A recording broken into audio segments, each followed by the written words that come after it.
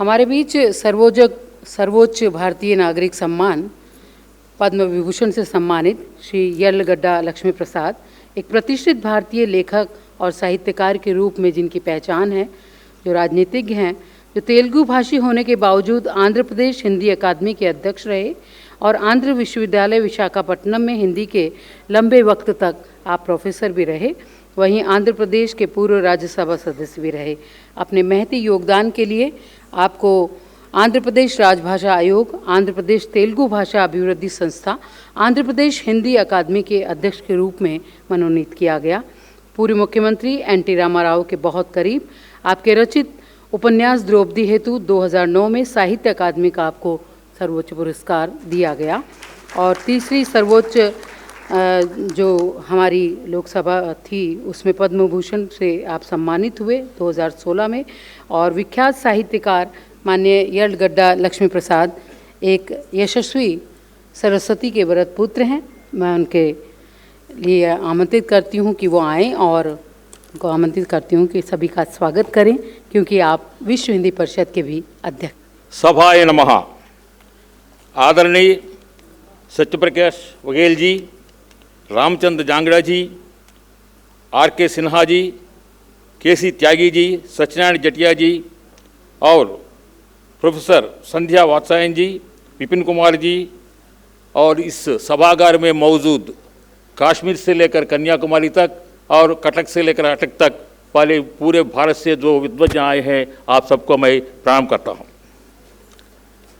आज बेहद प्रसन्नता का विषय है कि भारतीय भाषाओं के सशक्तिकरण के साथ विगत 2 दशकों से हिंदी को विश्व भाषा का दर्जा दिलाने के लिए कृतसंकल्पित विश्व हिंदी परिषद भारत की संस्कृति और विरासत को इस 2 दिवसीय अंतर्राष्ट्रीय सम्मेलन के माध्यम से विश्व भर में फैलाने के लिए अपनी पूर्ण गरिमा के साथ उपस्थित है। श्री अरविंद हिंदी भाषा और विकसित भारत विषय पर आयोजित 2 दिवसीय अंतर्राष्ट्रीय सम्मेलन में हमारा सौभाग्य है कि हर बार की भांति देश विदेश के अनेक विद्वान, राजनीतिक विभूतियाँ और साहित्यकार, कवि, पत्रकार, शिक्षक, छात्र और हिंदी प्रेमी सम्मेलन में भाग लिए हैं। आप सबको मैं दिल से आभारी व्यक्त करता हूँ, हृदय से स्वागत करता हूँ। वास्तव में मैं आपके सामने इसलिए खड़ा हूँ कि अरविंद और हिंदी भाषा के विषय में कुछ विषय आपको बताने के लिए, लेकिन मुझे अब आर.के. सिन्हा जी के भाषण सुनने के बाद मैं कुछ विषय आपके सम्मुख रखना चाहता हूँ, क्योंकि आप जैसे विद्वान कहीं एक जगह नहीं मिलते हैं, सिंहों के झुंड नहीं होते। लेकिन आज हिंदी भाषा और अरविंद के विषय में जो हिंदी भाषा, हिंदी तर प्रांतों आदि विषयों के कुछ विषय आपके सम्मुख मैं रखना चाहता हूँ। भारत एक समय विश्व गुरु था। नालंदा और तक्षशिला विश्वविद्यालय में पूरे विश्व से हजारों विद्यार्थी आकर यहाँ राजनीति, विद्या सब कुछ सीख कर जाते थे। लेकिन अब क्या हो गया है, हमारे विद्यार्थी, हमारे लड़के पूरे विश्व में डॉलर के कमाने के लिए जा रहे हैं। लेकिन उनको हमें कहना है, कारण क्या भी हो, हमारे युवा लोगों के मन में एक तरह की आत्मन्यूनता की भावना जग रही है। वो क्या है, हमारे देश में जो कुछ है वो बहुत कम है, उतना उत्तम नहीं है। पूरे विश्व में जो भी बाहर से आते हैं वे बड़ा उत्तम है, इसलिए भाग रहे हैं। लेकिन हमारे बच्चों को ये कहने का दायित्व हमारे ऊपर है। अगर हम 1000 सालों के इतिहास के पन्नों को पलटेंगे तो इस विश्व ने 5000 सालों में 5 लोगों को गौरव, सम्मान और आदर के साथ देखा है। उनमें पहला गीता सार को देने वाला भगवान श्री कृष्ण, दूसरा जीसस क्राइस्ट, तीसरा मोहम्मद प्रॉफिट, 14 बुद्धम शरणं गच्छामि, धर्मं शरणं गच्छामि, संघम शरणं गच्छामि कहने वाले भगवान बुद्ध, और 5वां आइंस्टीन महाशय ने कहा है कि रक्तमांस वाले ऐसे आदमी इस दुनिया में चला है तो भावी पीढ़ी नहीं मानते हैं, अविश्वास की दृष्टि देखते हैं, लेकिन वह है महात्मा गांधी।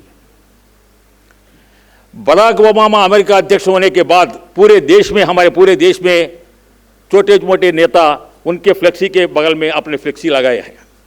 लेकिन उन बराक ओबामा महाशय भारत के संसद में आकर सेंट्रल हॉल में पार्लियामेंट के दोनों सभा के सदस्यों ने एड्रेस करते हुए कहा है कि मैं काला हूँ, आई एम ब्लैक, लेकिन श्वेत सौद का अधिपति बन गया हूँ। इसका कारण क्या है? आइने महात्मा गांधी जी के मार्ग का अनुसरण किया है।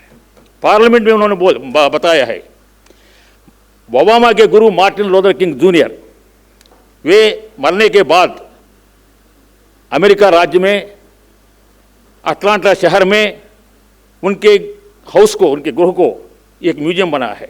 उस म्यूजियम में महात्मा गांधी जी का मूर्ति रखा गया है।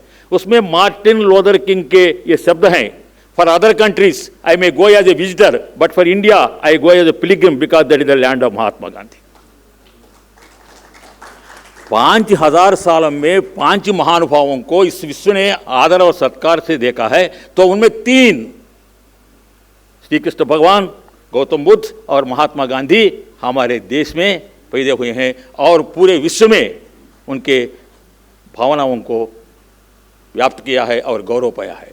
इसलिए हमारे बच्चों को हमें कहना है, हम किसी से कम नहीं है, मेरा भारत महान है। हमारे बच्चों को बताइए ये विषय, उनको जगाना है आत्मविश्वास। और किसी भी देश के राष्ट्रीय गान को आप देखेंगे तो God save the king, God save the Motherland कहते हैं, लेकिन पूरे विश्व में भारत ही एकमात्र देश है विश्वमान व सौभ्रातृत्व की भावना के बारे में प्रचार किया है। और उसके बाद उन्होंने त्रैलोक्यम मंगलम कुरु, विश्व में सभी देश जो हैं विश्वमान व सौभ्रातृत्व आदि के बारे में बताया है, लेकिन त्रैलोक्यम मंगलम कुरु, 3 लोगों का मंगल हो, कितनी व्यापकता है, कितना। लेकिन हमारे ड्राइवर मुझे पूछता है, आप कैसे जानते हैं कि केवल 3 ही लोग हैं और लोग नहीं है? मैंने उससे कहता हूँ, आप जैसे लोग होते हैं, इसलिए हमारे लोगों ने कहा कि लोका समस्ता सुखिनो भवन्तु, जितने लोग हैं वैसे भी समस्त सुखी हो। ऐसे विश्वास को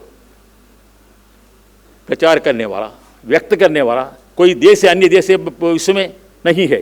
भारत के इतिहास को हम देखेंगे तो भारत कभी किसी देश पर आक्रमण नहीं किया है। आप इतिहास के पन्नों को एक बार देखिए। और अब हिंदी की बात मैं कहता हूँ, 1964 में जब लाल बहादुर शास्त्री जी प्रधानमंत्री थे, दक्षिण में हिंदी विरोधी आंदोलन खूब चला है, पुलिस का फायरिंग हो गया है, बहुत से लोग मारे गए हैं। तब मेरा उम्र 9 साल का था, लेकिन मेरे पिताजी हम बहुत से गरीब परिवार से आए हूँ मैं। मेरे पिताजी एक टीचर हैं गांव में, लेकिन उन्हें देशभक्ति से ओतप्रोत होकर ऐसे हिंदी विरोधी आंदोलन के माध्यम से एक हिंदी अध्यापक को घर बुलाकर मुझे हिंदी पढ़ाया है। इसलिए मैं आज दक्षिण के आंध्र प्रांत के एक गांव में पैदा हुए एक गरीब लड़का आज आपके सामने खड़ा है, तो इसका कारण क्या है? हिंदी है।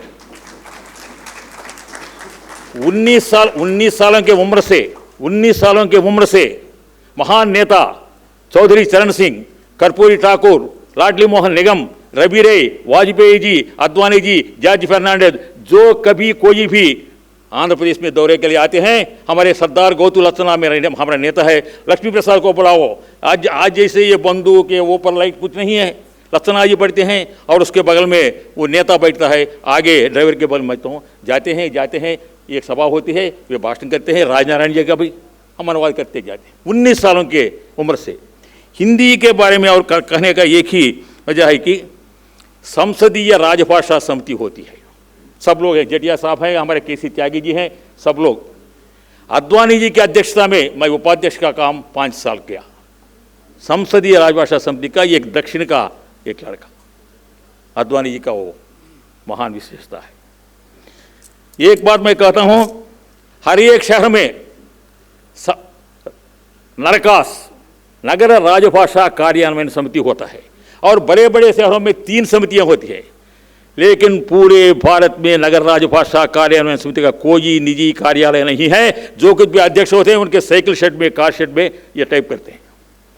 लेकिन विशाखापट्टनम में, आंध्र प्रदेश में राजभाषा स्वर्ण जयंती भवन का निर्माण मैंने कराया और अद्वानी जी डिप्यूटी प्राइम मिनिस्टर के रूप में आकर उसका उद्घाटन किया। एकमात्र भवन है। तब से लेकर अब तक पूरे भारत में संसद नगर राजभाषा कार्यान्वयन समिति का एक ही भवन है, वो है दक्षिण में, यहाँ उत्तर में नहीं।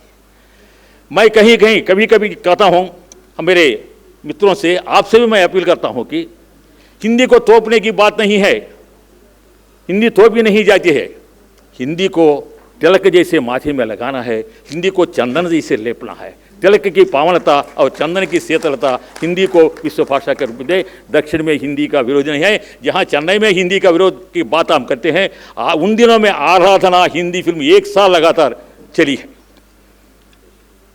और अंग्रेजी भाषा हमें सीखना है, ज़्यादा सीखना है, प्रेम करना है। जो जितने भाषाओं को सीखते हैं, जानते हैं, उनको लाभ होता है, भाषा का कोई लाभ नहीं होता है। हमारे पीवी नरसिम्हा राव जी 14 भाषाओं में भाषण देते थे। और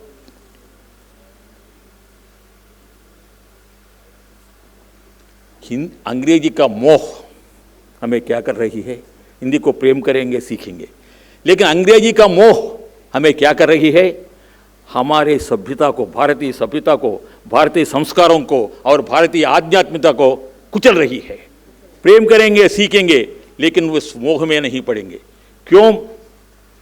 हम हर एक शहर में हमारे बुजुर्गों को याद करने के लिए नाम लगाते हैं, लाल बहादुर नगर, सरदार पटेल रोड, ऐसा नाम रखते हैं। लेकिन अंग्रेजी का मोह क्या हो गया है? लाल बहादुर नगर। अरे हमारे बच्चे पूछते लाल बहादुर कौन है, तो हमारे प्रधानमंत्री नेता है, सबका से। लेकिन अब क्या हो गया है? अंग्रेजी मोह से LB नगर हो गया है।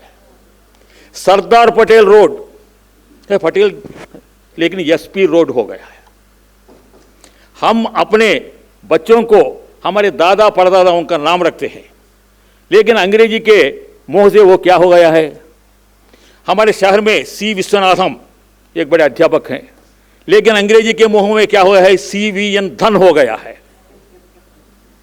मेरा मित्र एक मंडव रामलिंगम है, मंडव रामलिंगम, उनके दादा का नाम है रामलिंगय्या, उन्हें मंडव रामलिंगम रखा है। वो अमेरिका गया है, लेकिन उसका नाम क्या हो गया है? MRL गम। मंडव रामलिंगम MRL गम हो गया है। हमारे परिवार के सभ्यता को, हमारे समाज के सभ्यता को कुचल दिया है। और आध्यात्मिकता पर भी कुचल डालने का प्रयत्न अंग्रेजी के मोह से हो रहा है। मैं आपको एक उदाहरण बताता हूँ। आप में से कम ज़्यादा लोग तिरुपति बालाजी का दर्शन किए होंगे। हम बालाजी के दर्शन के लिए मंदिर जाते हैं अपने बच्चों को लेकर। वहाँ EO एग्जीक्यूटिव ऑफिसर के पास जाकर, अरे जटिया साहब का पत्र है, त्यागी साहब का पत्र है, तो हाँ आप तो हमारे मेहमान है, मंत्री जी से और MP साहब से लेटर चिट्ठी लाए हैं, आपको क्या दर्शन चाहिए? अरे हमें बालाजी दर्शन चाहिए। नहीं नहीं नहीं नहीं, आप VIP हैं, आपको क्या दर्शन चाहिए? क्या दर्शन है? वो कहता है AAD। अरे बालाजी के दर्शन के लिए आए हैं, तो AAD क्या है? अर्चना अनंतर दर्शन। उसका क्या हो गया है? AAD हो गया है। वो कहता है NPD। अरे बालाजी के दर्शन में NPD कहाँ आया है? निज पाद दर्शन। स्वामी जी के चरणों को, निजी चरणों को देखने का जो सौभाग्य है, वो NPD हो गया है। हम आश्चर्य से देखते रहते हैं। वो कहता है KU ब्रेक। ये KU ब्रेक कहाँ है? कल्याण उत्सव विराम। SD ब्रेक, ये क्या है? सहस्र दीपालंकरण विराम। ये सहस्र दीपालंकरण विराम और निजपाद दर्शन, अचानक ऐसे विषय बच्चे सुनेंगे तो अच्छा निजपाद दर्शन, कल्याण, ऐसा सोचते। लेकिन ये क्या है? NPD AD BD GD हो गया है। माने हमारे परिवार के संस्कार को, हमारे समाज के संस्कार को, हमारे आध्यात्मिकता को कुचल रहा है अंग्रेजी का मोह। इसलिए मैं आपसे सविनय कहता हूँ कि आपके चरणों में निगाहें बिछाकर प्रार्थना करता हूँ कि अपने बच्चों को हमारे देश के बारे में बताइए, हमारे संस्कृति के बारे में बताइए। और मैं कहता हूँ फिर आज भारत विश्वगुरु बनने वाला है। योग विद्या जो है, योगा, नरेंद्र मोदी ने प्रस्ताव दिया है, तो 150 देशों ने एक ही समय में UN में भी किया है। और मैं प्रत्यक्ष साक्षी हूँ। नरेंद्र मोदी जी डालस आए हैं, तो अमेरिका अध्यक्ष वाशिंगटन से आकर उनके साथ आम सभा में भाग लिया है। 200 साल हमारे ऊपर शासन करने वाले अंग्रेजी, लंदन में जब नरेंद्र मोदी आम सभा में भाषण करते थे तो वहाँ के तत्कालीन प्रधानमंत्री की पत्नी समंता कालीन भारतीय वेश में साड़ी पहनकर वो आई है। अब हम विश्वगुरु फिर जानने वाले। और टोरंटो में मैं 2 साल सांस्कृतिक राजदूत के बारे में रहा हूँ, तो मोदी जी वहाँ आए हैं। हाँ, तो वो क्या हो गया है, उनका आदर और सत्कार बढ़ गया है। इसलिए आज हमारे बच्चों को यही हमें कहना है कि भारत महान है, भारतीय संस्कृति महान है, भारतीय भाषाएं महान है। अंत में एक ही बात आपसे विनती करता हूँ कि आप हिंदी भाषी क्षेत्र के सभी महानुभावों कुछ जरा सा दिल खोलिए। हिंदी तर प्रांतों में, दक्षिण में हिंदी की जो काम हो रहा है उसका आप आदर कीजिए। मैं एक बात दुख से कहता हूँ कि किसी भी हिंदी साहित्य के इतिहास के ग्रंथ में आज तक हिंदी तर प्रांतों का, दक्षिण का योगदान के बारे में एक ही वाक्य नहीं है। बहुत बहुत धन्यवाद। जय हिंद।